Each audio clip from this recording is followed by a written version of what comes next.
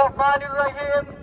উপস্থিত যৌথ সংগঠনের প্রিয় কর্মীরা, উপস্থিত স্টেট ফর হিউম্যান রাইটের সংগঠনের কর্মীরা, আমি আমার সংগঠন কর্মী এবং যারা উপস্থিত আছেন সবাইকে আমার পক্ষ থেকে প্রথমে আন্তরিক শুভেচ্ছা এই বৈরী আবহাওয়াতে উপস্থিত থাকার জন্য।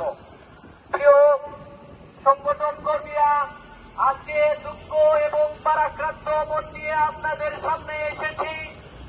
আপনারা জানলে অবাক হবেন যে পূর্ব নির্ধারিত এই ডেটে আজকে আমাদের প্রোগ্রাম হওয়ার কথা, কিন্তু মহান আল্লাহ পাকের ইচ্ছায় আমার পিতা গত রাত্রে ইন্তেকাল ফরমাইয়েছেন। তবুও এই সংগঠনে আসা, এই প্রতিবাদে আসা, দেশকে ভালোবাসা, দেশের মানুষকে ভালোবাসা, এই ত্যাগ দেশের মানুষের জন্য, এই ত্যাগ বাংলাদেশের জন্য। আমাদের আজকের উপস্থিত হওয়ার মূল উদ্দেশ্য হলো, আপনারা দেখেছেন ইন্ডিয়া এই আমাদের উপর অত্যাচার, নির্যাতন, আমাদের মানুষকে হত্যা দিয়ে গেছে, আমাদের মানুষকে সীমান্তে কি পরিমাণ নির্যাতন করা হয়েছে। আপনারা জানেন যে বিগত আন্দোলনের পর, ফ্যাসিস্ট সরকার পতনের পর যখন ডক্টর ইউনূস সরকার আসলেন এবং তাদের উপদেষ্টা আসলেন, আমরা খুশি হয়েছিলাম যে বাংলাদেশ এই বুঝি একটি সার্বভৌমত্ব দেশ পেল।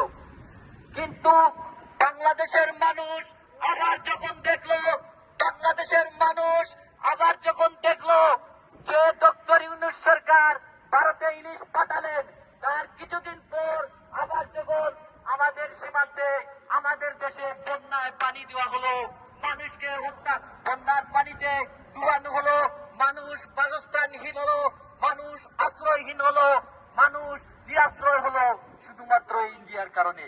শুধু তাই নয়, আবরারকে হত্যা করা হয়েছিল একটি মাত্র কারণে, যেন বাংলাদেশের করে করে বাংলাদেশের মানুষ, শুধুমাত্র প্রতিটি যুবক যেন বিরোধ থাকতে পারে, কেউ যেন ইন্ডিয়া বিরোধী আন্দোলনে অংশগ্রহণ করতে না পারে। কিন্তু আপনারা দেখছেন যে আশেপাশে অনেক ধরনের আমাদের ভিডিও তোলা হচ্ছে, আমাদের পিকচার তোলা হচ্ছে। এই মাত্রই শুধু এই কারণে আজকে দেশ বিদেশের মানুষকে আমরা দেখিয়ে যাচ্ছি যে আমরা বলতে চাই, ইন্ডিয়ার যে কোনো ধরনের বৈষম্য, ইন্ডিয়ার যে কোনো ধরনের নির্যাতন আমরা সহ্য করব না। আমরা স্বাধীন সার্বভৌম দেশে আমরা এই ধরনের অত্যাচার মেনে নিব না।